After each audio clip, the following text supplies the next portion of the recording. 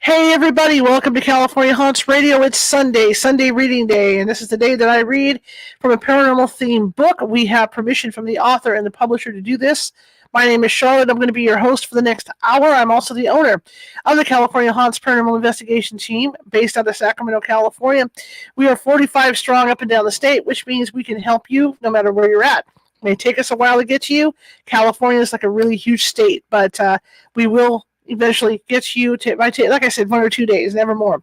And we also have psychics on staff that, in the event that we are in a situation where we can't get to you right away, they can call you and consult with you about what may or may not be going on in your home or residence. And the majority of the cases, they can calm things down until we get there. So look us up. We are available on TikTok under California Haunts. We are on Facebook under California Haunts Radio, Cal Haunts, and under my name. And we are on Twitter under I believe California Haunts. We're on Twitch under Cal Haunts, and I think that's just about covered everybody. Oh, I forgot. YouTube. We have a YouTube channel, youtube.com at California Haunts / at California Haunts Radio. You can reach us on YouTube.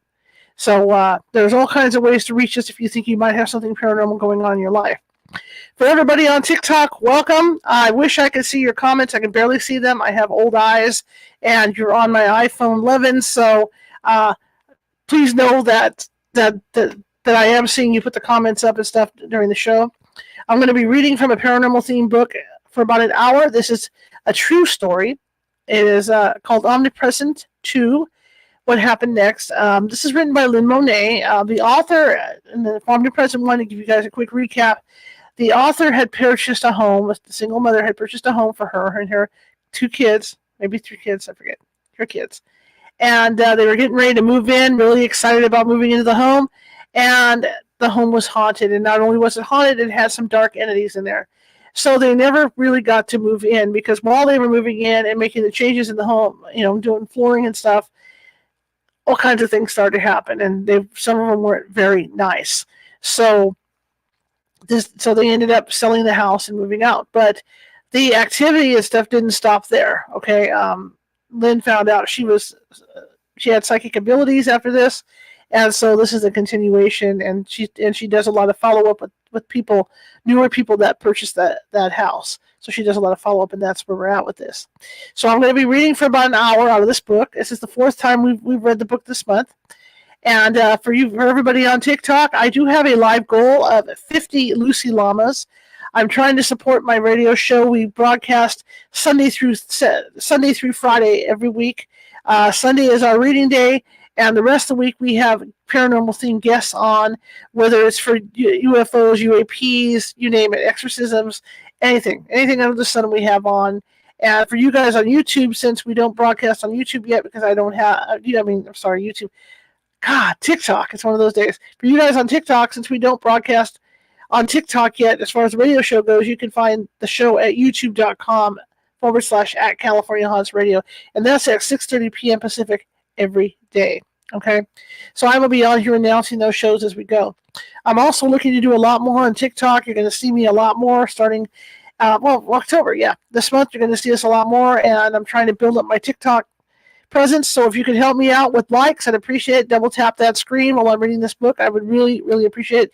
I have a goal of 4,000 likes today. So if you guys over on TikTok can help me out with that, that would be great. Also, by doing that, and that goes for Facebook and anybody that's on YouTube, also by doing that with the likes and leaving comments, that puts us higher up in the FYP algorithm. And so that puts us out to more people because the key is you want to get more people watching your show, right? So that's what it's all about. So if you could do that, I appreciate it. Just like your comments, the more comments, that also puts us up higher in the FYP. I really appreciate it. That being said, again, please double tap that screen. I'm going to remind everybody, if you like what you hear today, be sure to hit that like button, double tap that screen over on TikTok. And also, if you want to give me a gift, you're not required to send me any gifts or anything like that. But I appreciate it. I got Lucy the Llama sitting over there, and like I said, I'm trying to pay my bills. It's the first of the month, and I got a bunch of bills that I have to pay, and it'd be really helpful if you guys could help me out a little bit with that. I really appreciate it. I see the hearts coming up. Thank you, thank you, thank you. Like I said, my goal today is 5,000 likes on TikTok. And again, Facebook, same thing. Thumbs up, happy faces, hearts. I really appreciate to put me up that algorithm. If you haven't done so already on TikTok, I also have a subscribe. You guys will be called my Boo Crew. And I'd like to get some subscribers going so we can do some private shows as well with you guys and start that process. So if you don't mind, I'd appreciate that too. All right. Facebook, if you haven't done so already and you haven't followed and you like what you hear today, please be sure to follow. Okay. Hit that follow button. YouTube, 701 subscribers, 299 away from that 1,000 mark. Let's hit it. Let's hit it. Let's hit it. Subscribe if you like what you hear. Plus, if you're at home and you like what you hear today, be sure to tell people in your house. Okay. Say, hey, there's this little show that I'm watching on the weekends. It's pretty cool. Why don't you come watch it? That would be really great. Okay, again, please double tap that screen and show me some love with this. We're going to be reading Omnipresent, What Happens Next.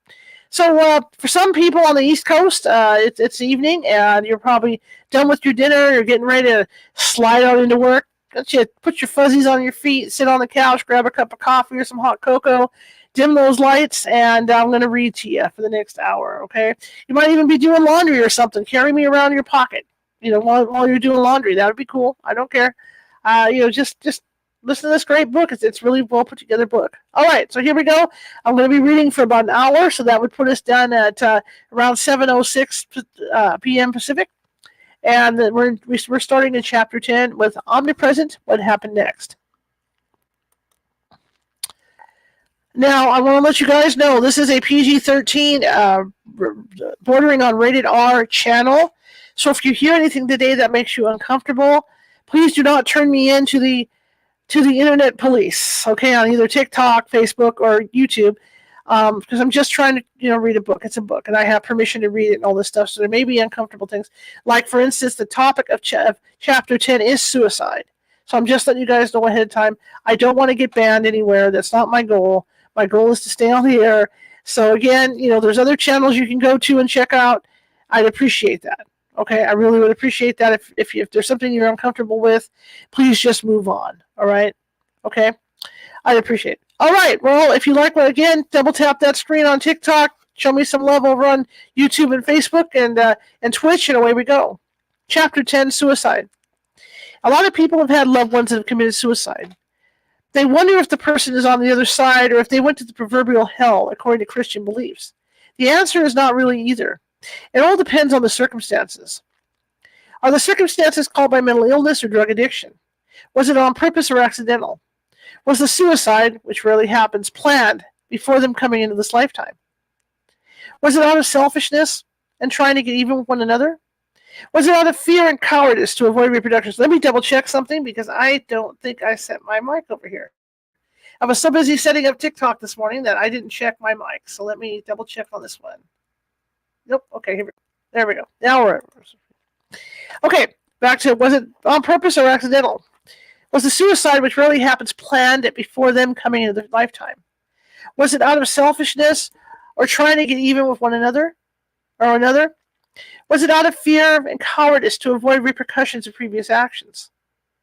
Was there demonic, jinn, or arshan involvement?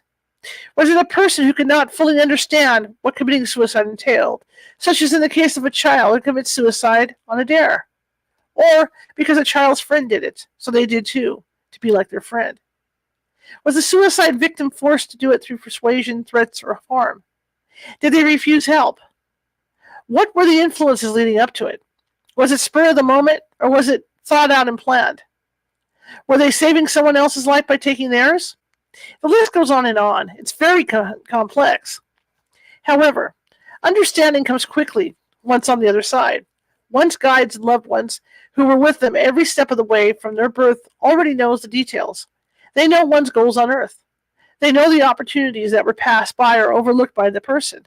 They understand the effect the suicide victim had on those who came into the earthly plane with the agreement to work with the person on meeting each of the person's goals. Parentheses.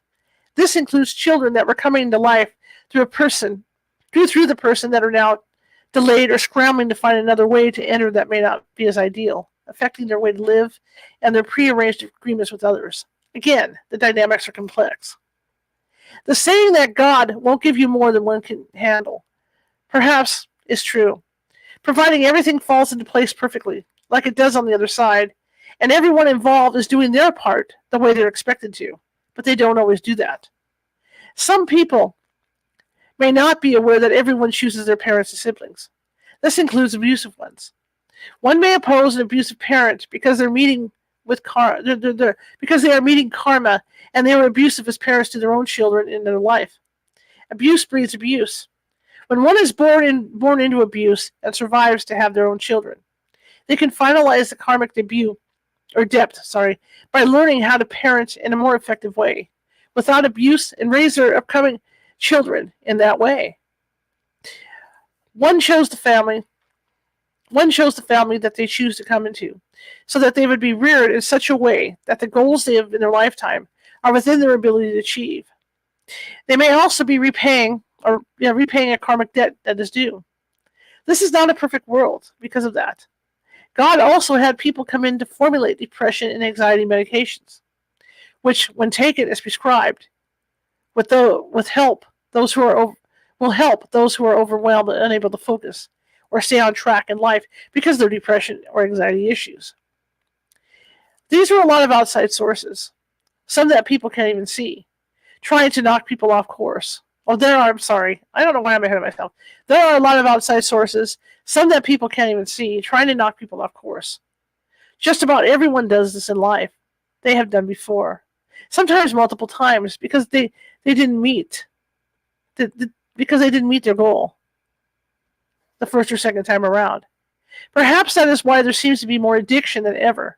People did not overcome it in previous lives. Yes, people reincarnate. But some people are helper incarnates. Reincarnates return because they didn't complete their checklist in the previous lifetime and have come in again to finish and possibly have new things to accomplish as well. An incarnate comes in because they choose to, not because they had to. They volunteer in order to help others meet their goals. Anyone who doesn't believe in reincarnation should ask themselves, where do babies come from? Where do they go after they take their last breath? The answer is the same place. They come and go. Everyone comes and goes. The world appears somewhat more harmless when being viewed from the billowy clouds above, while basking in the elation and unconditional love of the other side. This is usually when one makes their decision on what they will come to Earth for, what their goals will be, and who will be with them in their life to help them accomplish what they need to do.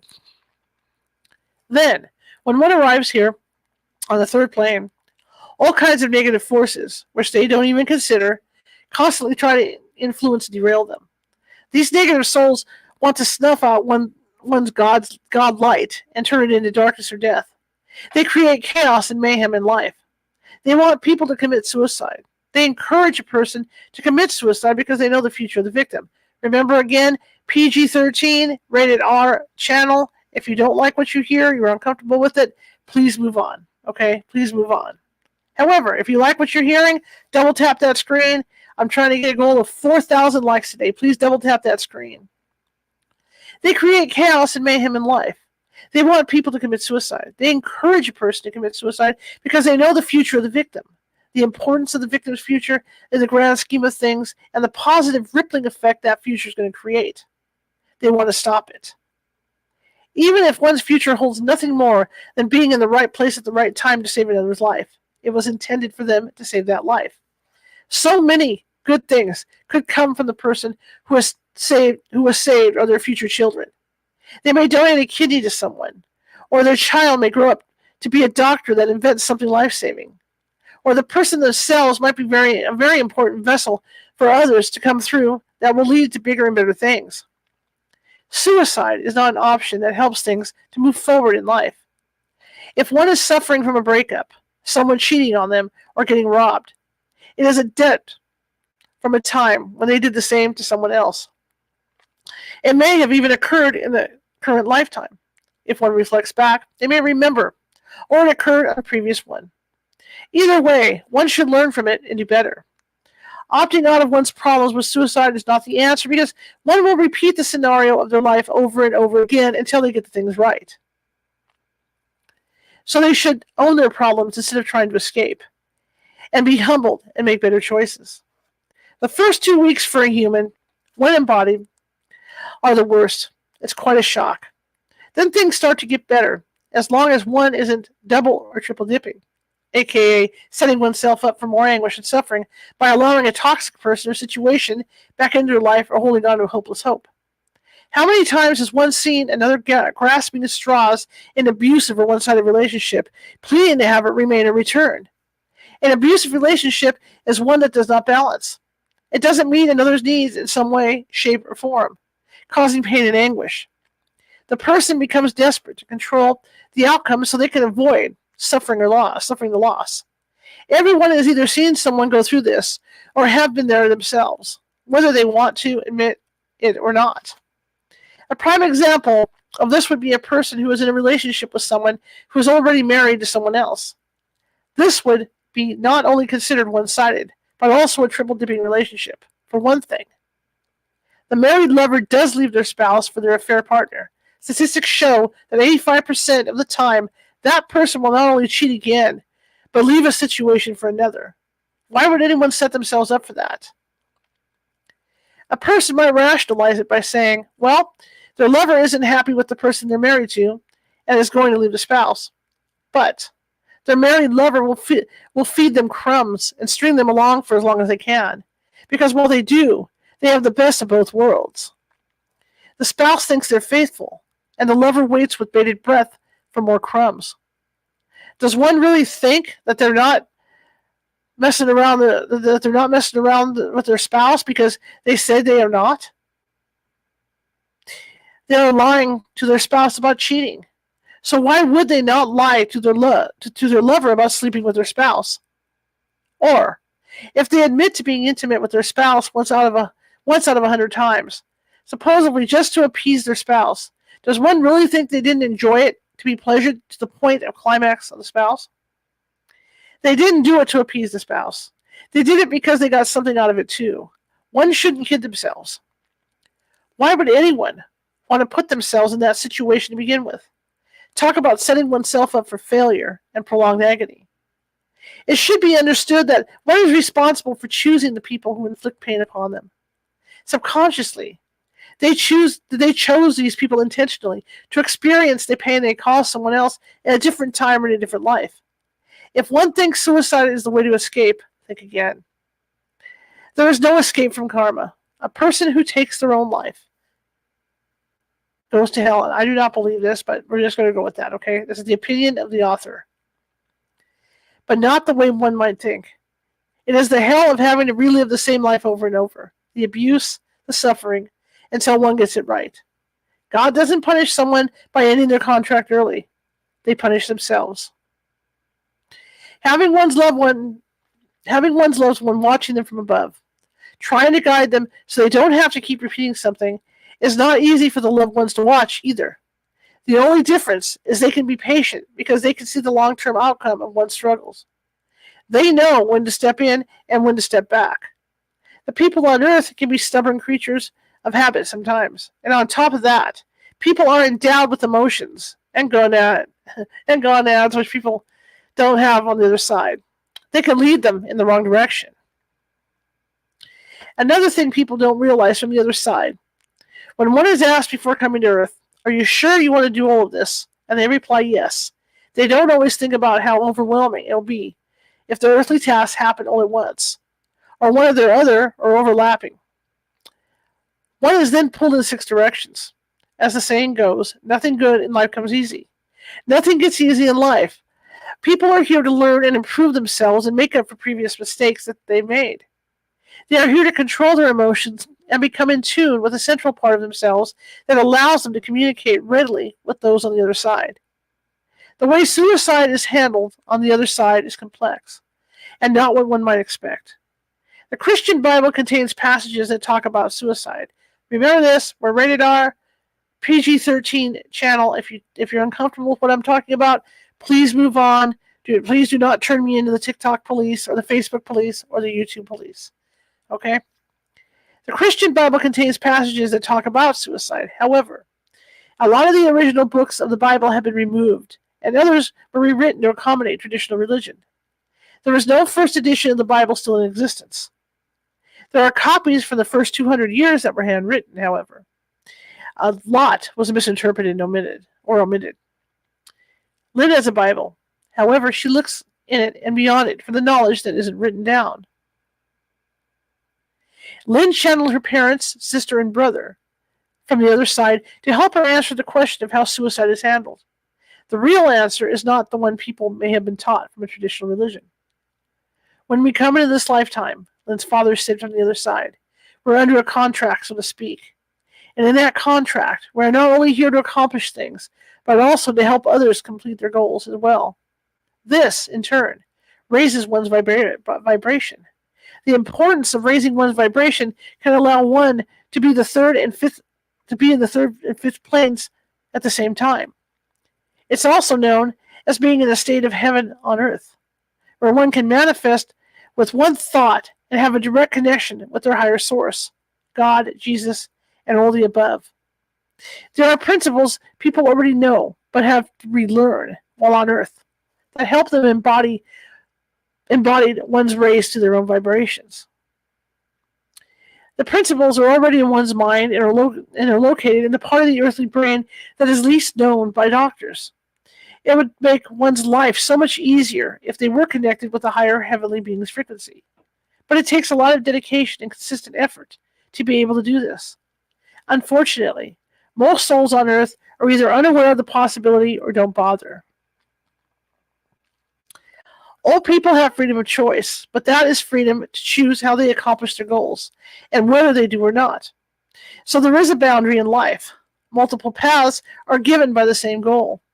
So people do get to choose how they get there.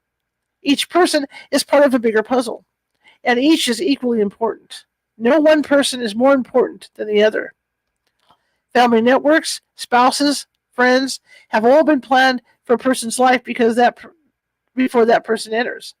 Each relies on the other, so when a suicide happens, it gets in the way of that. Everyone comes to Earth to fulfill their obligations, as well as help others fulfill theirs. However, sometimes suicide does happen. When suicide does occur, it is very similar to a sudden death. In sudden death, the soul can be overwhelmed by the reception that is prepared for them by those who are still living. The soul needs to understand that they have died. It can often take a while for a soul to acknowledge and digest this if the victim didn't know consciously death was coming, and therefore have not prepared for the transition. The soul will go through its stages of disbelief, bargaining, and finally acceptance. Then the reception comes. Death is not a surprise for a suicide victim. They committed to act themselves. So they know they're going to die. However, once it happens, their soul usually stands and looks around and sees their lifeless body. At this point, they may start seeking help, which they do not find because most humans cannot see them or hear them. The victim then goes through different emotions, such as sadness and loss, and the finality of what they've done starts to sink in. Sometimes, the victim will try to bargain for their life. Then they reach acceptance. There's no reception from the heavenly realm to greet them. They stand alone. Because the soul is not crossed over, they still have emotions. Often fear is one of the first ones, after acceptance and deep remorse. The deep remorse is sometimes caused by the act of suicide itself or the reflection of their own life as a whole. Most souls linger for a while, questioning what they did, and see loved ones finding their body. They are then made to feel the agonizing sorrow they have caused as their loss touches each person's life. At this point, the soul usually wanders in regret after seeing what they've caused. The pain and suffering they intended to avoid by committing suicide does not compare to the raw emotions that are made to bear for their loss in others' lives. Had they only known this ahead of time, they may have made the choice to continue living. God doesn't punish them. They punish themselves. This punishment is unavoidable. Suicide is not supposed to be attractive. It's never supposed to happen. Again, we're a PG-13 rated R channel, so if you're uncomfortable, please move on to another channel to watch. Just instead of dealing with the internet police. The heavenly spirits and loved ones watch the soul closely from their side. Any assistance is held back until the cycle is completed. A soul of high ranking is sent down. It is determined whether the lost soul wishes to return home or stay earthbound. Often, just the vision of such a holy being brings the soul to their knees and causes them to run in fear and attempt to hide. The soul is given a life review and is shown visions of what their life would have been if the contract had been completed. After that, if they want to stay earthbound, they're released into the torturous fourth dimension, where they often become stuck. The fourth dimension is like living on Earth with no body, but with the ability to see gruesome sights of the dark and the dead. Existing in the fourth dimension can often mean being pursued by demons or dominant, angry, evil souls that have no mercy. The lost soul will continue to feel the anguish and sorrow they have caused for the remainder of the lives of those they have hurt. The soul is left wandering with no way to communicate, stuck interdimensionally, and lost for a very long time. Eventually, the universe will absorb the lost soul's energy. However, if the soul chooses to ask for forgiveness and wants to cross over, many things are taken into consideration. Was the suicide done for selfish reasons, such as getting back at someone, or was it due to mental illness, demonic attachment, or archons? In the case of mental illness suicide, a loved one whom they are familiar with in the current lifetime will be sent to assist the soul in crossing over. However, until the soul does successfully cross over, they maintain their mental illness. Once retrieved, the soul, now free of the burden of negative emotions, illnesses, and attachments, is prepared for re-entry. They are schooled and taken to the Akashic records to view their records from past lives and the cubbies of their missed opportunities in this life. Then they're given the opportunity to return to complete their life, either as a newborn or a walk-in. If they choose to walk in, they'll be placed in similar circumstances to their situation at the time of their suicide occurred. Thus, they have the opportunity to make a better choice. There is no reception, and they do not mingle with loved ones until they have completed their life cycle. If the suicide was for selfish reasons, such as getting back at someone or to avoid the repercussions of a dastardly deed, there's no reception either. The soul is prepared for re-entry and a do-over. They're not allowed to intermingle with their loved ones. And, depending on the dastardly deed, sometimes more stringent actions are taken. The heavenly principles. Principles are the universal laws and laws of creation.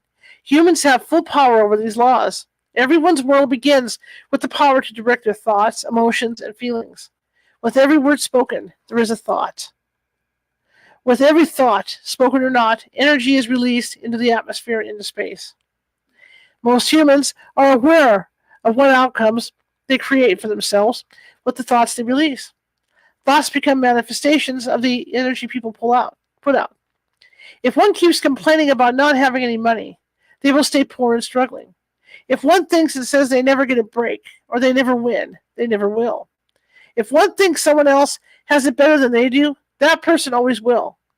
If one obsesses after being cheated on, they are setting themselves up for it to happen again in later life. What a person puts out mentally comes back to them. Every person on this earth needs to take responsibility for their negative thoughts and emotions that cause negative outcomes. These thought manifestations can be used in a positive way, which is what was intended. This is the way communication happens in the spirit realms and on the other side through thought. Humans have unknowingly been using the power of thoughts and emotions wrong for centuries. This misuse creates unnecessary suffering, even during a time of uncertainty and change on our planet. It is important to align one's mind with higher values of love, compassion, and forgiveness. For those who are not soul-connected, it is time to learn a discipline that one must exercise. One must unlearn what they have been exposed to on earth and remember who they really are. An unknown author once stated, when one holds their energy in a state of judgment of another or oneself, one's vibration drops. Energy held in expectation of a particular outcome or in a space of victim causes one's energy to drop. One must become aware of how they are created in each moment. With each thought or emotion, everyone is creating either positivity or negativity. This builds and affects your outer life in 3D and prevents you from embracing a fifth dimension frequency, according to Sharon Evil. Feelings, even more so, are one's powerhouse and manifestation for one's future. It is an overlooked power that everyone has.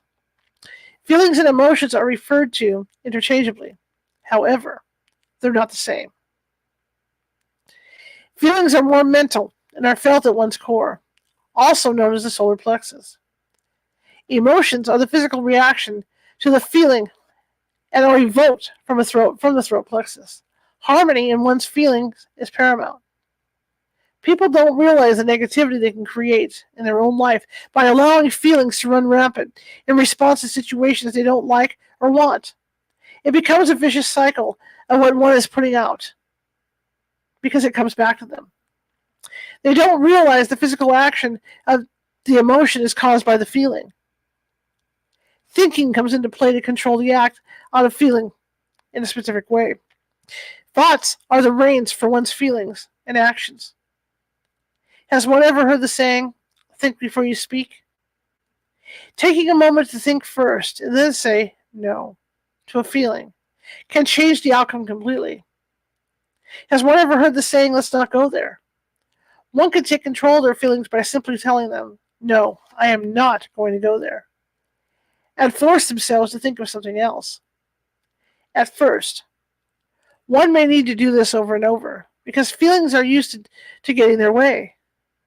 When feelings are concerning and hurtful, one should not let them take over and ruin their day. Nothing can hurt or disturb someone without their consent. When someone consents to negative feelings, it leaves them open, like a raw nerve, and will attract more negativity towards them. No one should turn your attention to moods. Unless someone has been clinically diagnosed with a mood disorder, moods should not even exist. They're destructive as they involve more than just one person. It is selfish to expect others to tiptoe around another's mood. Moods are both the buildup of negative feelings and one's perception about how those feelings should be handled. Moods are a learned behavior, and they serve no purpose other than making the person having them miserable, or making those around the person miserable too. If one does have a diagnosed mood disorder, one should please take their medication as prescribed, whether they think they need it or not. One should not stop taking any medication prescribed for one's moods without their doctor's consent. A lot of times people with disorders, when they start to feel better, think they don't need their meds any longer. What they don't realize is that their medication is what is keeping them balanced and making them feel better. Bipolar, for instance, is believed to be a chemical imbalance in the system's neurotransmitters. However, in reality, the exact cause of bipolar is unknown. However, there have been treatments for bipolar discovered that seem to improve a bipolar patient's fluctuating moods. With that being said, even people with bipolar can consciously avoid the triggers that bring on their moods through the same means as a person without a mood disorder by telling certain thoughts no, and forcing oneself to think of something else, redirecting one's focus to something more productive and rewarding. I am not a doctor. She's a nurse. This is not medical advice coming from me. This is straight from the book. If you like what you hear, keep tapping that screen. Double tap, double tap, double tap. I'm trying to build up my presence over here. Even with the disorder, one could choose how they allow themselves to be affected. It has already been discussed what depression attracts. Having a menstrual cycle can make hormones fluctuate. However, it is up to the person whether the natural hormonal cycles make them, I'm not going to use that word, but you know what I mean. Make them nasty. We're going to say nasty or not. One should think before they speak, take control of their feelings, and choose to stay out of their mood, feeling, and state of mind. No excuses. Choose to be happy instead. Learn some new coping skills, and don't chase away loved ones and teach one's daughter that being nasty is acceptable behavior to have during their cycle. Some of these negative behaviors are not hereditary. They are learned and passed down generationally, including coping skills and lack of good ones. Children learn what they see. Here is a perfect example. A story most have probably heard. A young girl was watching her mother bake ham for the family gathering, and she noticed her mom cutting off the ends of the ham before placing them in the oven. The girl asked, "Mom, why do you cut the ends off before baking the ham?" I think it helps soak up the juices while it's baking. I'm not sure though. That's the way your grandma always did it, so I just always cut them off. Why don't you call Grandma and ask her? So the little girl phoned to Grandma and asked, "Grandma, Mom is making a ham and cut off the ends before placing it in the oven." She said that it's probably just soaking the juices, but she also wasn't sure either. She said, "You know because you learned how to cook. Because you learned how to cook. Because she learned how to cook from you. Sorry about that." That's true. I did cut off the ends of the ham before baking, but I'm not sure why either. I learned how to cook from my mom. You should ask her. So the inquisitive little girl called her great-grandmother and asked, "Great-grandma, Mom and Grandma said they learned how to cook a ham from watching you. Did you cut the ends off the ham that soak up the juices?" The great-grandmother chuckled. "Oh, no, sweetie. I just never had a big pan enough to hold the whole ham. So I had to cut the ends off and make it fit." That's from executiveforum.com. So for all those decades, they were wasting ham and throwing it away because it was a learned behavior that family members repeated for years without question. It was the way they were taught, the same way the responses to feelings have been modeled and handed down through generations. Feelings are felt before they are spoken or exhibited. They release in the mental energy that is emitted outwardly, even before it is spoken. This is why they are so powerful. With every emotion that is felt and then thought, it is triply reinforced when it is felt, thought, and then spoken. Feelings can be created by thought before they become a feeling. They can also be created by a feeling before they become a thought. An example is when someone senses when another is upset or angry before they have even said anything. This happens all the time between partners. When one spouse is upset with them, words don't even need to be spoken for one to know it. Another example is a mother sensing something is wrong with her own child, even when they're not in her presence, right? This is because feelings of the child's anguish or fear travels at lightning speed into the universe and into the mother. People react on feelings so much that they're not even aware of it. Think of the flare of anger when someone cuts another off in traffic. Take a minute to think about the emotion one is injecting into the atmosphere. That one incident joins other people's emotions so as to make a collective toxic emotional slew. This is a regular daily occurrence being put into the universe multiple times a day, especially during rush hour. All of that negativity is eventually returned to the earth and the people on it. Sometimes it comes to people more directly, depending on how often they hash over their negativity or rethink it and feel it over and over. People tend to do this with pet peeves and what they consider injustices. They complain about these things to others, compounding the problem more and bringing it back onto themselves. This is called venting. One shouldn't do it. A combination of people putting negativity out in the universe creates wars, things that appear to be natural disasters, such as hurricanes and tornadoes, and on a more personal level, even a manifestation of illness for oneself. What the person having the flare of anger, I have allergies, in traffic doesn't realize is that there are reasons for these things to happen, and many times it is angelic intervention. In this case, intention is unlikely to be making one late or startled in traffic. Perhaps it is to make one pay attention, more attention, instead of reaching for their coffee while driving, or prevent one from being cut off in traffic, or to slow one down just enough to save them from something more tragic down the road. Has one ever passed an accident on the interstate and reflected on how they were delayed just 10 or 15 minutes by what they felt was another's thoughtlessness or carelessness? One might realize it could have been them in that accident if they had not been delayed by the school bus, slow-moving truck, or train. As one fumes, taps their foot, or screams obscenities, They should realize they might be late to work, but they're alive. Be thankful instead of angry or inconvenienced. There are so many things that one will never know that these inconveniences have saved them from. There could have been something much worse down the road.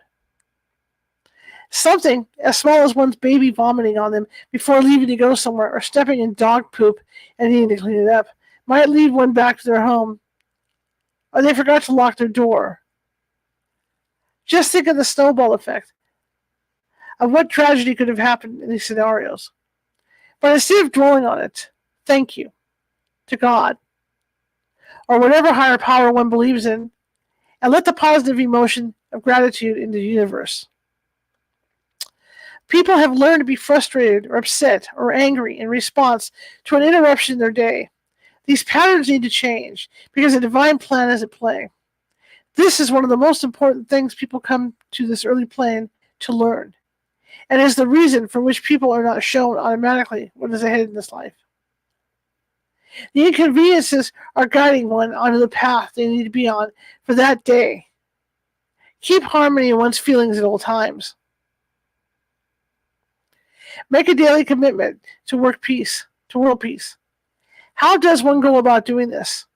Each person is a creator of their future. The best place to begin with is in one's own mind.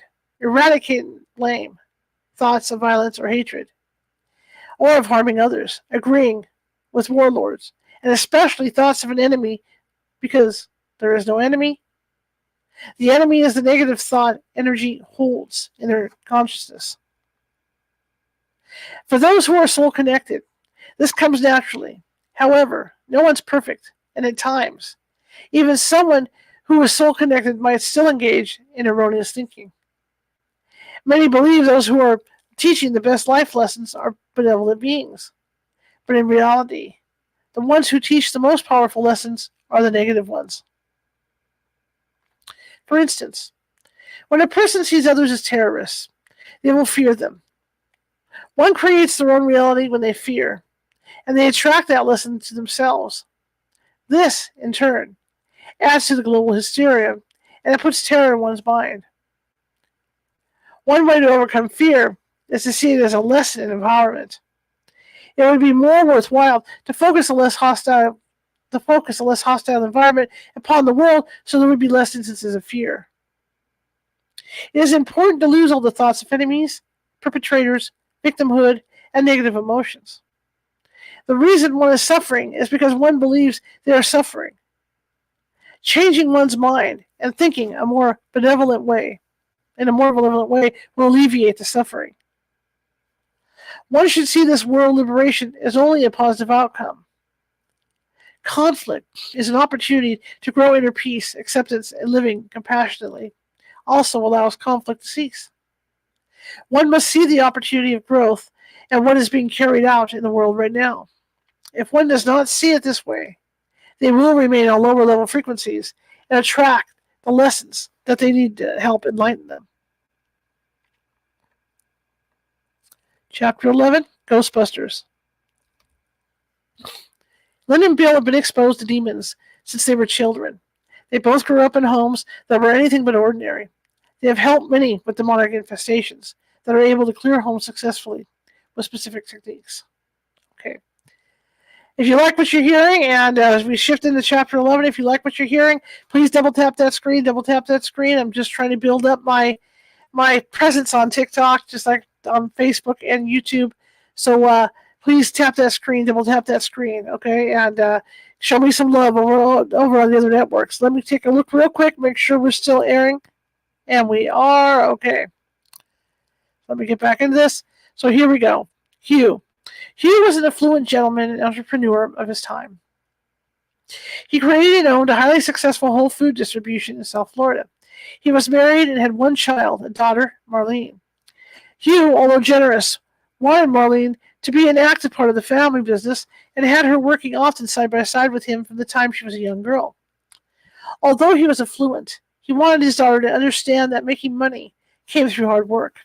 He also wanted her to understand all the attributes of running a successful business.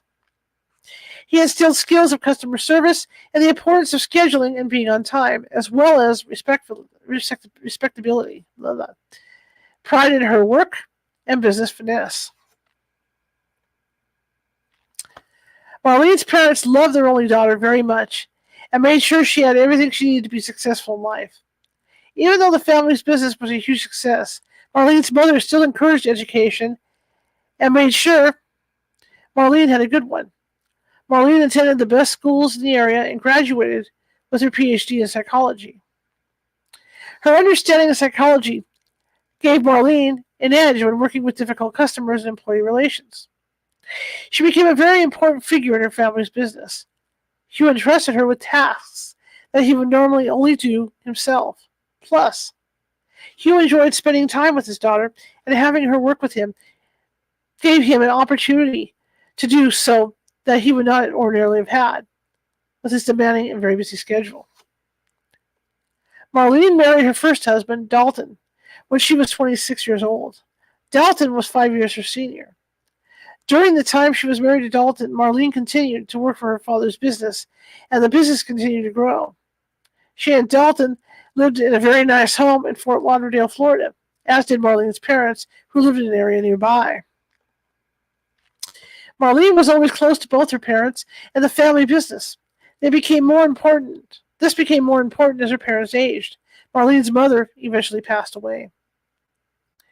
Marlene decided to purchase a parcel of land to build a vacation cabin-style home. She'd been to North Carolina and thought it would be a good place to start looking. It didn't take long until she found a large parcel of land near the top of a mountain with breathtaking views. Wild turkey, bears, and a natural water source. It also had mountainous areas of rich soil for planting. Marlene built a moderate-sized cabin to vacation in. Not long after the completion of the cabin, Marlene's marriage to Dalton started to crumble and ended in divorce. Marlene remained single for a while. She focused on her work and stayed busy. When handling accounts for the business, Marlene sometimes spoke to a gentleman named Newman, who was a salesman for the company. They spoke for a year over the phone until Newman started to show up at her father's home to fix issues with sales. Marlene would occasionally see him, and he, likewise, caught sight of the elegant brunette beauty. They finally met officially at her father's home.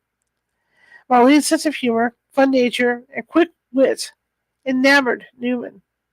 He couldn't help himself and was drawn more to her every time he saw her. Marlene, on the other hand, didn't think much of Newman in a personal way. She only thought of him professionally. Despite her lack of interest, Newman's phone calls and visits to the business started to become more frequent as he found excuses to be in Marlene's presence. Newman took every opportunity to pursue Marlene.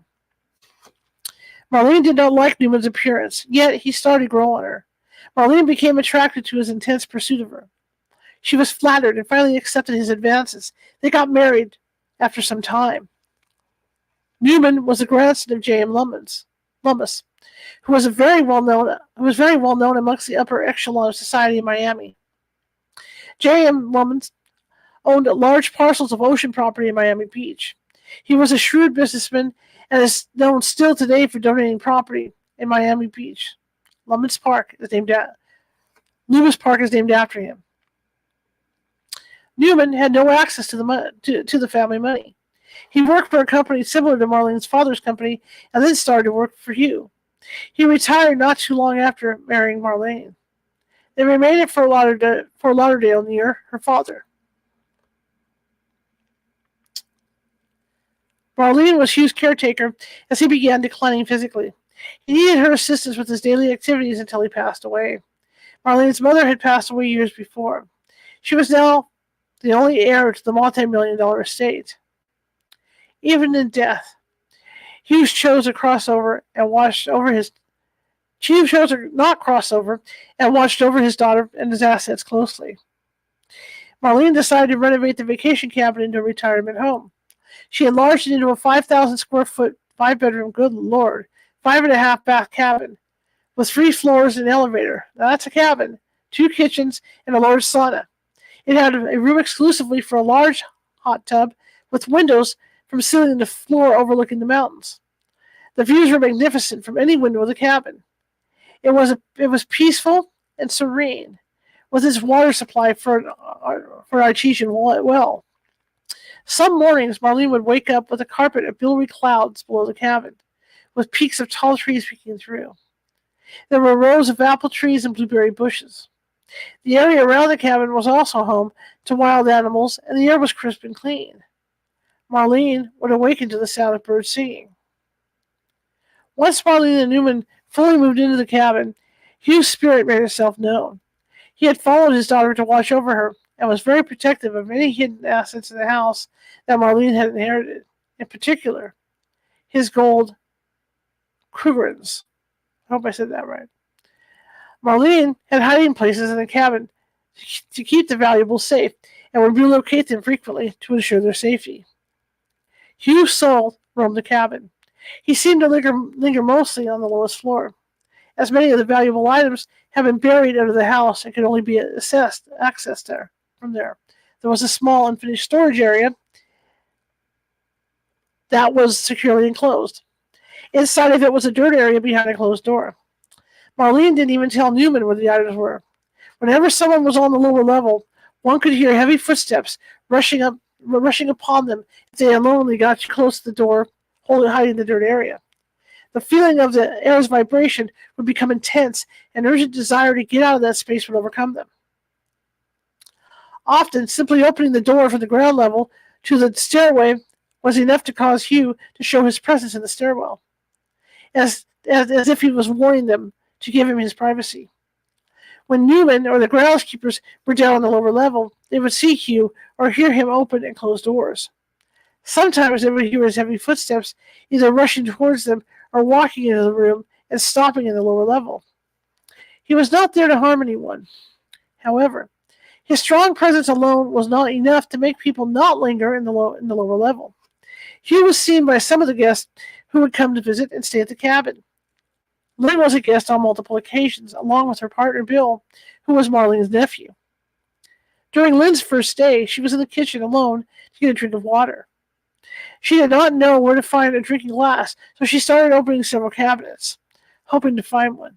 Suddenly, she felt a concerned male presence. It was so strong that she thought it was Bill coming into the room. However, when she turned, the apparition of a well-dressed man stood watching her from the dining room. Lynn could see the expression of concern on his face. "I'm just looking for a glass to get some water," she said to the spirit. He faded away, but Lynn could feel his presence everywhere in the home, as if he was keeping a close eye. That evening, Lynn prepared dinner for the family. As she stood in the kitchen, Hugh made an appearance and came closer to her. She could see him out of her peripheral vision. He was standing right next to her as she prepared the food. "I'm making food for your daughter," Lynn said out loud, hoping Hugh would hear her. His presence was intense. "I don't mean any harm." By nightfall, both Lynn and Bill were exhausted from the continuous drain of energy caused by Hugh. Lynn was unaware at first that Bill was also experiencing Hugh, until Marlene asked Bill to check on the valuables she had hidden and to confirm they were still there. While in the lower level, Bill heard heavy rushing footsteps coming upon him from behind as he dug up the valuables and verified that all of them were still there. He became more uncomfortable the longer he stayed down there and hurried to put everything back. Bill was not interested in going down there again after that visit. He made mention of the footsteps to Marlene. "Yes," Marlene said, "that is Hugh, my father. Others have heard him down there too." Okay, guys, if you like what you're hearing, double tap that screen, Show me some love on Facebook and YouTube. One evening, Lynn and Bill lingered on the upper level to visit Marlene in her bedroom after Newman had gone to bed. Lynn told Marlene she had met Hugh. Marlene seemed comforted that someone was actually able to see him. "I wondered why I can't," she mused.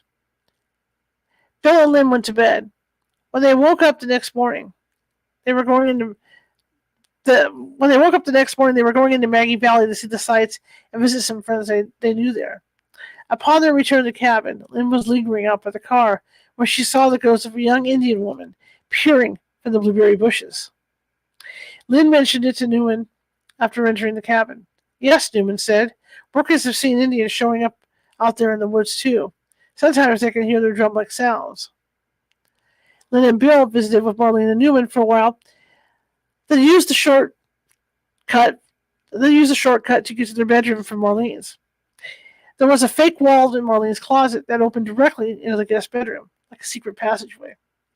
The room they were staying in gave them privacy, and the whole upper corner of the cabin to themselves. Lynn took her shower, then relaxed in bed, waiting for Bill to finish in the bathroom. She heard footsteps coming from the stairwell. Lynn got up and alerted Bill. Will you go check to see who's in the stairwell? Lynn asked. I'm not dressed. She thought perhaps Newman had come up to use the computers on the upper floor. Bill put on his shorts and went out to see who was making the footsteps. No one was there. He came back into the bedroom and started to tell Lynn about the footsteps that he had heard the day before while at the lower level. I think it was Hugh, Bill said. Bill and Lynn awakened the next morning and headed for home. Marlene, due to some physical disabilities, mostly stayed in her bedroom.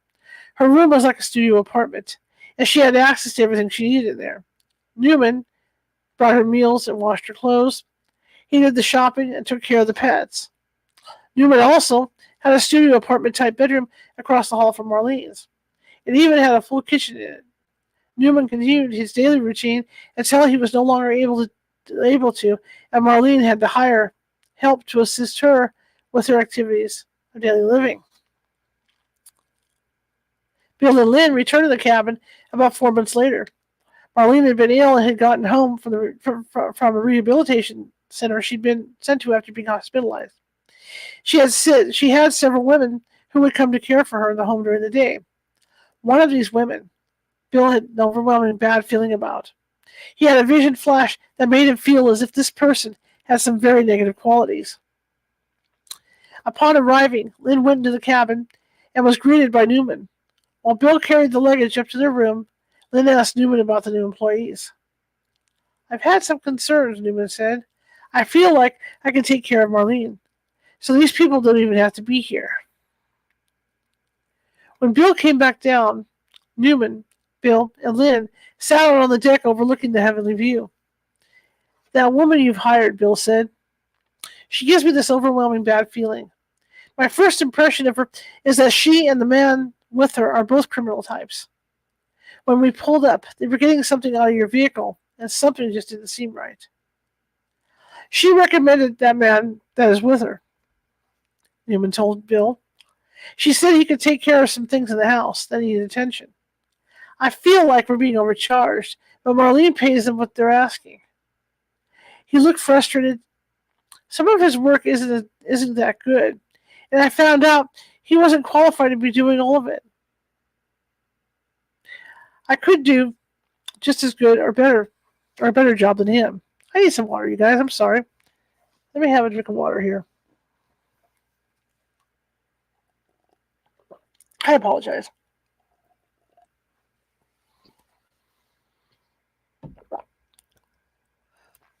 The energy in the cabin was different than before. It seemed something darker had tagged along with these new employees. The woman, Lynn found out, was a care assistant in the facility Marlene had been in for a few weeks after her hospital stay and was not supposed to be doing work on the side with ex-patients. The man was from a weird relationship with the woman, who had admittedly been involved at some point with all three of the brothers in his family. Apparently, she was still dating his brother, but was involved with him too. Okay. Lynn went into the kitchen to put away the food they had brought when the care assistant walked in. Hello, Lynn said. I'm Lynn. It's nice to meet you. I'm Dana, said the woman. As she spoke, Lynn could clearly smell alcohol on her breath. Dana left the kitchen to go up and sit with Marlene. Lynn went and found Bill. The caretaker, Dana, Lynn said. Her breath smelled like alcohol. They went upstairs to visit Marlene in her room. When they walked in, both Marlene and Dana were smoking. Dana put out her cigarette. I need to leave an hour early. She left soon after Bill and Lynn entered the room. Marlene seemed tired, so they only stayed for a short visit. They wanted Marlene to get a rest. Lynn and Bill went to visit with Newman and made plans for takeout food for dinner. Lynn mentioned the alcohol smell coming from Dana's breath. I haven't noticed, Newman said. While Newman and Bill got off on other subjects about family matters, Lynn decided to go lie down for a nap. Once in the bedroom, she slipped off her shoes and lay down on top of the bed covers. As she lay there, she had a strong sense that she wasn't alone in the room. The light she had turned on started to flicker. She shut it off. Lynn lay awake with an ominous feeling.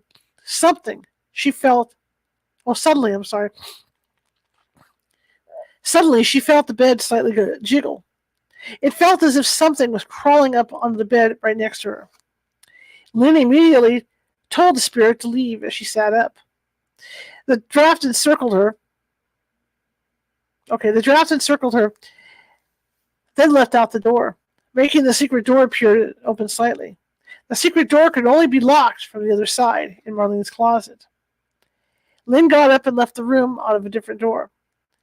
Went down the stairs in the living room and lay down on the sofa. This spirit had not presented like Hugh normally did. Lynn felt it was a male apparition, but didn't know, nor did she want to know, whose it was. As Lynn lay on the sofa, Marlene called on the intercom phone. I just woke up. I need someone to help me to the bathroom. Lynn went up and assisted her. While waiting in Marlene's room for her to finish in the bathroom, Lynn saw Hugh out of the corner of her eye, standing near Marlene's bed. Then he faded away. I'm here to help Marlene, Lynn said. There's no reason to worry. As she spoke, Marlene returned from the bathroom and jumped up on the bed. She caught a glimpse of Hugh. The cat just lay there, staring in the direction that Hugh had been seconds before. Who were you talking to? Marlene asked. Hugh was in your room, Lynn told her. You should be comforted as he watches over you. They all ordered takeout food. Bill brought Marlene's up to her. Lynn, who had baked Marlene some cookies to keep in her room, followed shortly after. They stayed with Marlene for over an hour. When they could tell she was sleepy, they left and headed for bed themselves. Lynn showered, then got into bed and waited for Bill. As she lay there, she was gripped by the ominous feeling of being watched by something sinister. Despite the sinister feeling, Lynn managed to doze off for a few minutes. She was awakened by something on the bed. Her first thought was that it was Bill coming to bed in the dark. Then she realized he was still in the bathroom. Lynn got up and told the presence to leave. When Bill came out of the bathroom, Lynn told him what had happened. They agreed the home needed a clearing, but they had not come prepared to do one. The next morning, Lynn was in the kitchen when Dana stormed in an hour late. She reeked of alcohol. Have you been drinking? Lynn asked. Dana's eyes flared as she got on the defensive. I was at a party, Dana said in a raised voice. It was on my off time. Please watch your tone, Lynn said. I'm just worried about your ability to take care of Marlene. Lynn and Bill had plans that day, but Lynn told Bill to go ahead without her. She was going to stay close if Marlene needed her. Dana was inebriated this morning, Lynn said, and she admitted to partying most of the night. Bill rode with Newman to run errands. When they returned, Bill commented on how bad his uncle's driving was. I will never ride in a car with him again, Bill said. Bill left to visit a friend. Lynn cleaned the kitchen and did laundry. While she was in the laundry room, she saw a dark, menacing shadow move past the doorway. It went down the hall towards the kitchen.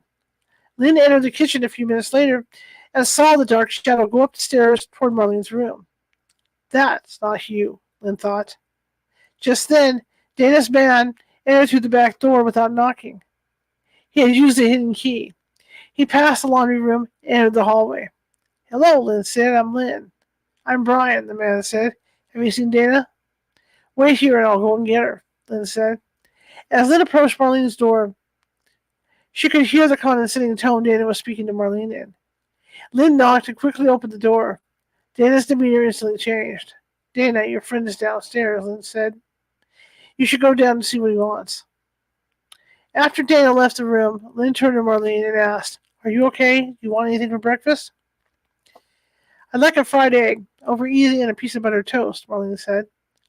Lynn went down to the kitchen and prepared the breakfast. She was about to take it upstairs when Dana walked in. Dana took over and took Marlene's food upstairs. Lynn sat outside relaxing in the cool air. When Bill returned, Lynn told him about Dana and the dark shadows.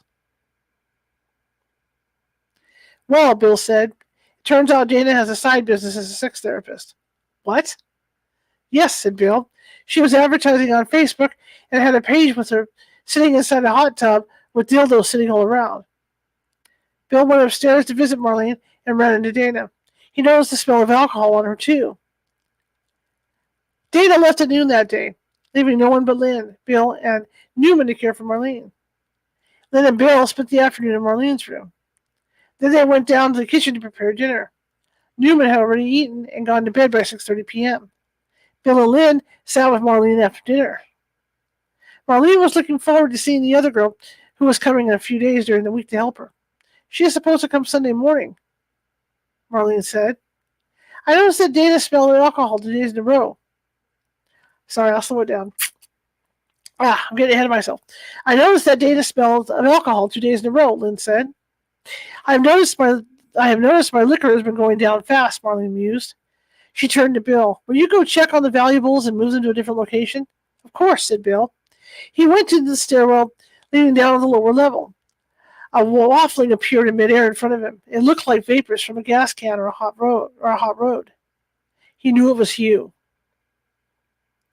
Hugh didn't walk up on him this time, but remained in the room as Bill collected the gold Krugerrands, I don't know what that is, and took them off to have to do research on that one, and took them up to Marlene's room. But Bill showed them to Marlene so she could see them, and then to make sure they were all still there. Hide them here in a place inside my bedroom, Marlene said. He hid them right in front of her. Bill and Lynn went to bed without incident. When they woke up the next morning, they met Janet, Marlene's other caretaker. Janet seemed very nice and expressed her concern about Dana. Dana yells at Marlene, Janet said. I think Marlene is afraid of her. There has also been money missing from Newman's truck. Janet exchanged phone numbers with Bill. Thank you so much for being here, Bill said. Yes, Lynn agreed. Thank you. You should also know there's a ghost in the house. Yes, it's you, Janet said. When we come back, Bill and I are going to clear the cabin and do a blessing, Lynn told her. Janet was glad. Later on, Bill got a call from Marlene and Janet. Since Janet was responsible for helping Marlene and making out the bills, Janet had found that Newman had written Dana a check for several hundred dollars without Marlene knowing. Marlene was very upset and wanted Dana fired. I could get my husband and there's a lady to fill in hours, Janet said. Marlene had another stay at the hospital followed by rehabilitation. Bill and Lynn went back to Marlene's 4 weeks later when she arrived home from her rehabilitation, and Bill fired Dana. Then he and Lynn worked together to clear the house of the darkness and negativity left behind by the woman. However, Hugh decided to stay. It seemed as if he knew there was more to come. Shortly after Bill and Lynn's last visit, Newman had a fall down the stairs, landing on his face and head. The accident and subsequent injuries eventually took his life. This left Marlene isolated and having to trust that her staff was doing the right thing. Janet's husband started working right away. Janet kept in touch with Bill and updated him regularly. Bill and Lynn didn't get back to see Marlene until spring, 5 months later. The winter was heavy, and they couldn't take the risk of going any sooner and getting stuck up in the mountain for days. Lynn and Bill then visited 2 more times over a 3-month period. Marlene had other visitors in between. During the next few visits, Lynn found out from Janet that she and her husband were not really married. It turned out he was married to someone else. J.D., my husband, wasn't ever able to find his wife to divorce her after he got out of jail, Janet said. Lynn's ears perked up and she asked, out of jail for what? He was falsely given sex offender charges on a minor, Janet replied. He was accused of molesting a young girl that belonged to a woman he dated, but he didn't do it. Lynn started to have a sinking feeling in her stomach. She didn't believe people got arrested for something like that unless there was hardcore proof. Bill walked in the kitchen and Janet started telling him that money was missing from Uncle Newman's bedroom. Whoever took the money took the cash and left the empty bank envelopes behind, Janet said. It was probably Dana who took it. Everyone agreed, especially after finding the check Dana had gotten from Newman and the money missing from his car. Thank you, Janet, Bill said. I'm so glad you're here to help Aunt Marlene. After Janet headed upstairs to get Marlene her bath, Lynn took Bill aside and told him what she had just been told about J.D. Neither one knew what to do at that point. Later that evening, when Janet was fixing Marlene's dinner, Bill and Lynn went to tell Marlene what they had found out. Apparently, she already knew. I believe Janet's story when she says he was innocent, Marlene said. I'm okay with J.D. being here. The next morning, as Janet prepared to leave for her other job, J.D. came in and went straight up to Marlene's bedroom. He sat watching television while she slept. Bill went upstairs to see Marlene and J.D. Aunt Marlene, are you hungry? Bill asked. I'm taking Lynn out for breakfast, and we were wondering if you'd like us to bring back food for you. Oh, yes, Marlene said. She placed her order, and Bill and Lynn left. Upon Bill and Lynn's return, Marlene enjoyed her brunch, while Lynn and Bill went out to pick blueberries. That afternoon, Bill went outside to shoot his gun at targets. Lynn was tired and lay down to take a nap. She lay in the bed facing the bathroom. Suddenly, she was awakened by the sensation that someone was watching her sleep. When she opened her eyes, she saw someone rushing to sneak back into the secret wall opening from the bathroom into Marlene's closet. She watched him close the door. She thought it was Bill at first, until she heard him shooting outside in the distance. Lynn knew that Marlene was not in good enough condition to get up and open the secret wall, and she realized it had to have been J.D. She thought J.D. probably had not realized that Bill and Lynn were staying in the room connected to the bathroom with the opening wall. Lynn mentioned the incident to Bill when he came inside. He went upstairs and into Marlene's closet to secure the door. As Lynn and Bill prepared to leave the next day, Lynn could not stop thinking about the incident from the day before. It didn't feel right. She realized that J.D. could have seen her napping from the open wall without even having to enter the bathroom.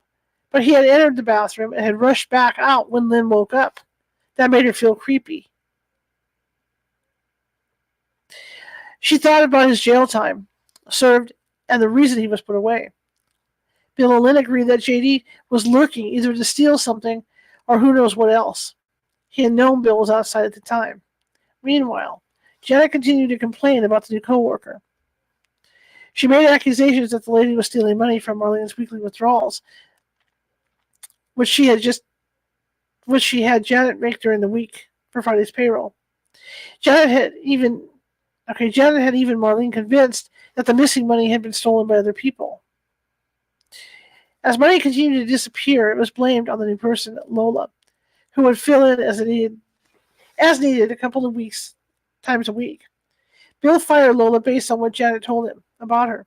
Janet also complained about increased signs of Hugh. She had seen him on several occasions in the kitchen, staring at her. J.D. had seen him in Marlene's bedroom as well. J.D. also claimed to see Newman's spirit in his old bedroom. Janet and J.D. had told Lynn they were working so much because they were saving for a house. Janet said she had to have cash to pay for the house because J.D.'s credit was messed up. I don't want to have to waste money cleaning it up before buying a house, she had said to J.D.'s credit. One day, Janet was suddenly thrilled to report to Lynn that she had found a home for $123,000. She had gone to look at it, and it had pictures to show. She even showed the photos to Marlene and Bill.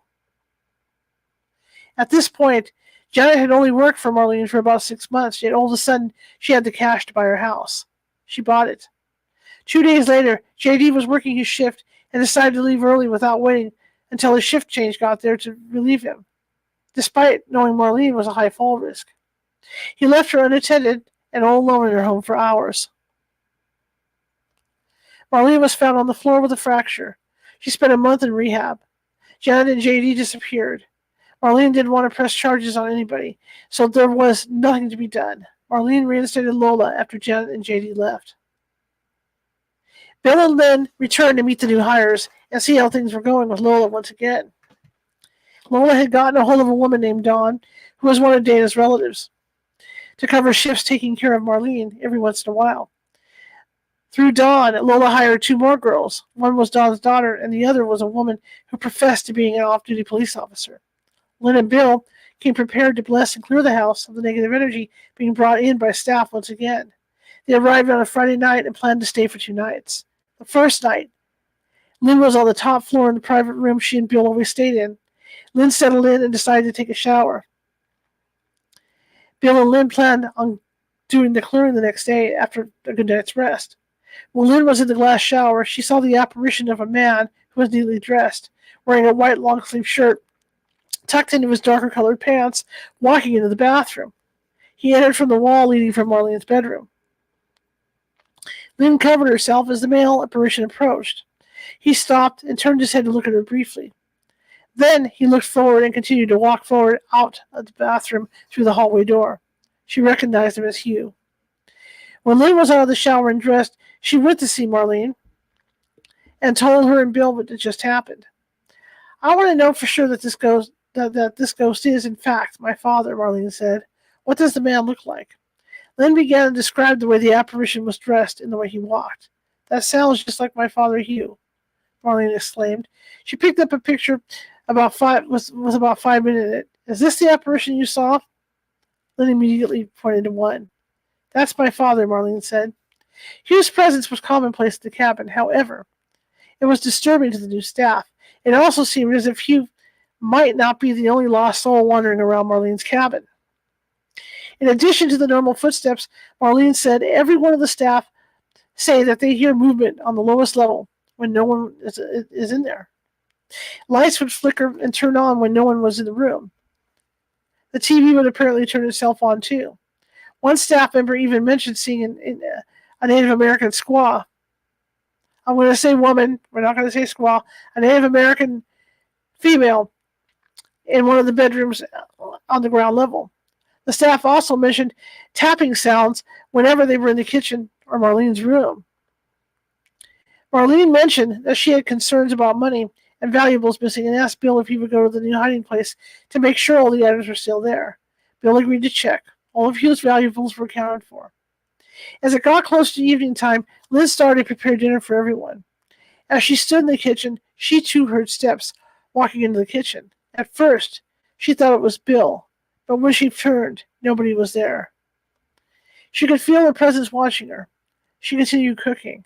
The lights started to flicker. I mean, no harm, Lynn said to the room around her. I'm making her something to eat. The lights stopped flickering. Lynn glanced over to the stairway opening and saw a glowing light with Newman standing there. I'm stopping in to say hello, Newman said, and to let everyone know I have crossed over. I know you can see me and will convey the message. Lynn finished preparing dinner and took Marlene's up to her as she was going to eat in her room. She got halfway up the stairs when she felt the spirit walk right through her, going in the opposite direction. Lynn ignored it and continued on. Once in Marlene's bedroom, she sat Marlene's food down on the bedside table and set it up for Marlene to eat. Lynn mentioned to Bill and Marlene what had happened with Newman downstairs. Then Lynn and Bill headed back downstairs to eat. While they were eating, the night caretaker came in the back door. Lola started to tell them some of the things that had been happening, including seeing Native American spirits outside of the property. One was standing in the driveway one night when I got here, the caretaker said. It was so real that I slowed down until it disappeared. Activity in the house had been amped up again as well, Lola said. It's those dark shadows. Then the intercom phone rang. It was Marlene needing Lola's help. Lola left the kitchen to go upstairs and relieve the off-going caretaker.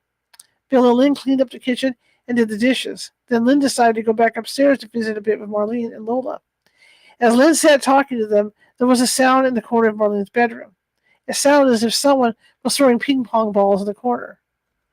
I hear it too, Lola admitted. Lynn felt something fluffing the hair on top of her head. Did you see that? Lynn asked. Yes, Lola said. A hand reached out over your head and touched your hair. Dark shadows hovered over Lola. Lynn thought at first that the shadows came with Lola. They didn't. However, they were JD's leftovers. Lynn left Marlene's bedroom and found Bill lying down relaxing in their room. Lynn told Bill about all the activity in Marlene's room, and they both agreed they had their work cut out for them the next day. Lynn lay down on the bed while Bill went down to the kitchen to get a snack. As she lay there, she heard the familiar shoe footsteps. Lynn sat up in bed and said quietly to Hugh, tomorrow we're going to clear the house of any negative spirits and energies that are creating havoc in your daughter's room. I will help you cross over if you decide to do so. The light overhead started to flicker. The next day, Bill and Lynn worked together to bless the entire house. The blessing took many hours to complete, and they were exhausted when they finally finished. The negative forces fought back during the clearing, and Bill and Lynn were under constant attack while cleansing and removing the unwanted apparitions. During the cleansing, Bill came across Hugh, who again presented as fumes wafting in midair. He stood in the stairwell at the lower level. Hugh was choosing once again to stay earthbound to watch over his daughter. The new employees were still of concern. And again, he had good reason to stay. He wanted to protect his daughter and the fortune that he left her. It was unfortunate that Lynn and Bill could only intervene so far. Marlene was of sound mind and made her own decisions, which at that time included not reporting incidences to the police. Marlene trusted her workers to find other in-home help for her. No background checks were being done before hiring. It was mostly word of mouth. Before Bill and Lynn went home, they met Diana, who said she worked for the Haywood Sheriff's Office. She had been sent to work for Marlene through a caretaker agency and didn't find the job with Marlene hard. Diana worked 3 nights a week, and Lola covered the remaining 4. Diana said that Hugh's ghost would frighten her, as she had seen him and heard his footsteps walking behind her. Diana was there during the night shift, and Lana came during the day. Marlene seemed to be happy with her new staff. She was told that Diana was a police officer and that Diana wanted to make some extra money moonlighting. Lana was someone that one of the other workers knew. Lana's daughter covered the shift sometimes too. Lola was the only remaining long-term employee at that time. It didn't take long for the new girls to begin to see Lola as a threat. They blamed everything that wasn't done right or wasn't done at all on her, whether it was their responsibility or not. They had Marlene convinced too. Then the stealing started to happen. The well-thought-out thefts done by 2 of the women separately. Wow. Marlene was confined to her bedroom for the most part. She was unable to get around the house. Therefore, no one noticed anything was missing until Bill and Lynn returned for a visit a month later. They met both of the new employees. Marlene asked Bill to check the secret areas to ensure the hidden items were still there. About 2 months later, Bill and Lynn visited Marlene again. After speaking with Marlene for a while, Lynn went downstairs to prepare dinner. As she stood in the kitchen preparing spaghetti, 4 of the 8 recessed lights turned on. Lynn heard footsteps and turned to see Hugh standing near the dining room table. He had a somber expression on his face as he paced back and forth. Lynn could feel the intensity. "I'm preparing dinner for Marlene," Lynn said. He faded, and the 4 lights flickered and turned back on. Lynn told Bill later that evening that something didn't feel right. As Bill and Lynn readied for bed that night, Bill told Lynn that Marlene had asked him to get her father's coins out of hiding and bring them to her. "When I took them out of the hiding place, the glass jar had been tampered with," Bill said. "I had put the gold cougars, so that's what it is, coins, inside the jar, then wrapped them in brown paper and taped it up securely. When I found the jar, the wrapping had been removed." He had heard footsteps rushing up to him as he removed the jar of coins from the designated hiding place. "I felt like Hugh was watching me with the jar of coins the whole time," Bill continued. "I could not imagine how anyone would have found the jar hidden in the ceiling air conditioning vent. I had not told anyone about it. Marlene was the only other person who knew where the coins were. She saw me place them there, in the vent over her bed. But I could tell the jar was not the way I'd left it. I wanted Marlene to be the one to open it. When Bill returned the jar to Marlene, half of her father's gold coins were gone. The next day, Marlene checked her jewelry box. A lot of her jewelry was gone. Bill strongly encouraged Marlene to call the police. Everyone was a suspect. Even when calling the police, no one really knew the extent of the robbery until some of the items from Marlene's cabin were found pawned. Most of the stolen items would be covered under Marlene's insurance policy. Regardless, it was still heartbreaking for Marlene after all. It wasn't about the cash value of the items stolen. It was about the sentimental value. The items stolen could never be replaced. Because Diana was portrayed as a police person, Marlene had thought it would be safe to disclose some of her hiding places to her. Diana was not even suspected of stealing. She was the only one who was not a suspect. That is, until it was found that Diana was, in fact, the thief. She was caught while she pawned multiple rare and antique items that she had stolen from Marlene. After Diana's last and largest heist, she never returned to work. She was a no-call, no-show, leaving Marlene's staff scrambling to cover her shift. Marlene had no idea how much had actually been stolen until a detective found the pawn shop Diana had been using and reported all the items she had pawned up to that point. However, even with the extra items stolen, there were still other pieces of jewelry and items that were missing. They were also assumed to be theft of Diana. In the interim, Lana took the opportunity to steal many items too. She thought it would be blamed on Diana. Lana assumed this would go unreported. So Marlene had not reported any of the other thefts. However, she was wrong this time. Lana found out on her day off that the police had been to the house. She started to panic and called Lola. Lola told her the police fingerprinted where the items had been and were looking into the theft. The police may want to speak with you too, Lola told her. Lana returned to work with a pair of diamond earrings in a small zip-top plastic bag, claiming she had just found them in a drawer. Lola knew she had cleaned out the drawer in question herself when Marlene was moved from the upper level to the lower level. The drawer had been completely empty. Lola found this odd and reported it to Bill, who then relayed it to the police. Lana attempted to return the diamond earrings she had stolen, as well as some other items.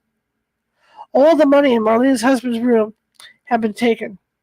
Only the bank envelopes had been left behind. Lana continued to point the finger and ingratiated herself to Marlene, who thought she was innocent. Lana thus secured her position and had years to continue stealing.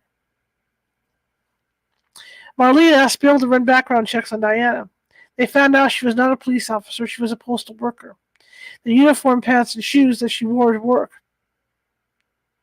with Marlene looked like police pants and shoes. Diana moved to Virginia, and to this day, there was a warrant for her arrest. Marlene was told by the detective working her case that the police had too much going on to go get her. A background check on Lana was not done until much later. That was a huge mistake. As months passed, Marlene had some hospital admissions with extended stays in rehab centers. Marlene's staff would follow her there. They also had full access to her home and would sometimes get things from there for Marlene. Marlene felt, with her health declining, she would not be able to stay in her cabin and pay her round-the-clock sitters, too. She had decided to sell her cabin and move into something less expensive that she could pay cash for and use the money she made from the sale of her cabin to maintain her lifestyle. She made a deal with Lana that if Lana would care for her until she died, then everything Marlene owned would go to Lana. Lana liked this idea and was overheard bragging about it to others. She lived in a rundown mobile home. Being Marlene's heir would give Lana the opportunity to live in a lifestyle she would never have been able to achieve on her own. Lana began to look for homes in an area close to where her family lived. Lana started packing and stealing many items that she claimed to be packing or donating items without always asking Marlene. Beautiful hand-knotted rugs, top-of-the-line kitchen gadgets and dishes. Marlene's stoneware was by Makacia, and her everyday flatware was by Onita. Marlene had beautiful furniture that Lana would claim was broken. Then Lana's family would come with trucks to load it up and carry it away. Lana rushed Marlene out of the cabin, claiming the realtor told her it was necessary. Marlene was ambivalent about leaving, but any attempts by Bill or Lynn to offer solutions were not considered. Lana found homes for Marlene to look at. One in particular was not too far from the mobile home Lana had been living in. The home was the largest home in the neighborhood, with a view of a rundown trailer park and the kitchen from the kitchen window. It was on a dead-end street, with a huge junkyard at the end of the street. The next-door neighbor's home had weeds in the yard, growing taller than the home itself.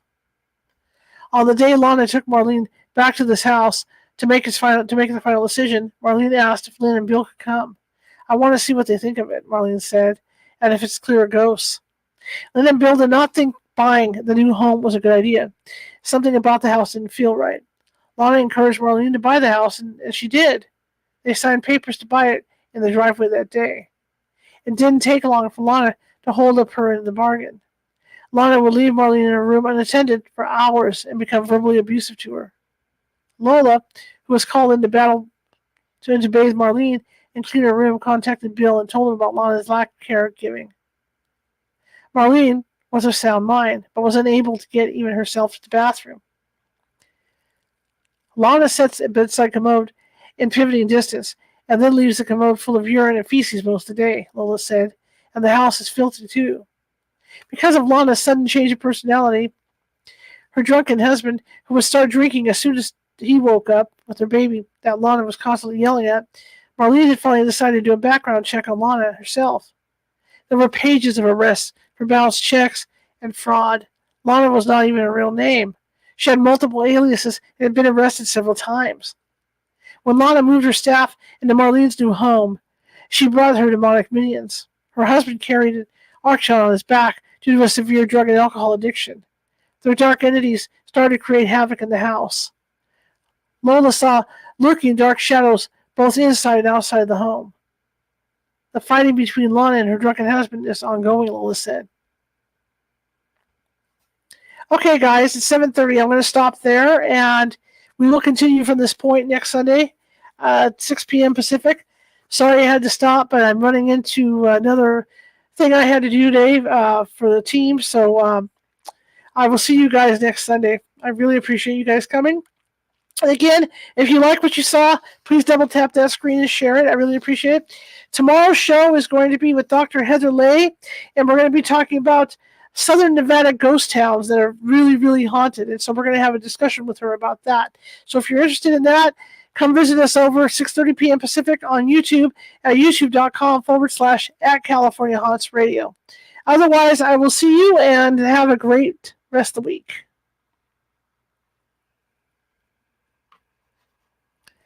Okay, guys, let me mark my space. And, okay, this is where we left. Hang on. Let's see if there's a way for me to do a highlight here. Actually, I'll do it afterwards. Anyway, I want to thank everybody for coming today. Everybody that held in there. It was a long read, and I'll try and mark the space where I left off so we can continue next week. But thank you so much for coming. I appreciate it. If you like the show, share it with 5 people. If you hated the show, share it with 5 of your enemies. Again, we're equal opportunity here. So hopefully you guys enjoyed it as much as I did. I love reading this. I will see you guys tomorrow, 6:30 p.m. Pacific, for Dr. Heather Lay, and we're going to be talking about haunted Southern Nevada ghost towns. All right. See you tomorrow. Have a great evening. Bye.